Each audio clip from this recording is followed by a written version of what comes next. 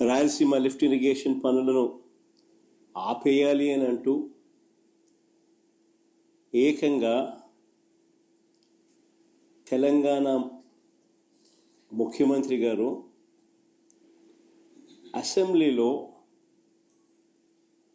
close door మీటింగ్లో తాను అడిగానని, తన మీద గౌరవంతో చంద్రబాబు గారు ప్రాజెక్టును ఆపేశారు అని ఏకంగా తెలంగాణ ముఖ్యమంత్రి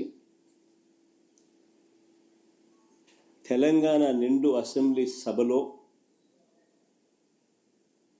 వాళ్ళ రిలేషన్షిప్ గురించి, చంద్రబాబు నాయుడు గారు రాష్ట్రాన్ని ఎలా అమ్మకానికి పెట్టారు అన్న వాస్తవాల గురించి ఏకంగా రేవంత్ రెడ్డి గారు అన్న మాటలు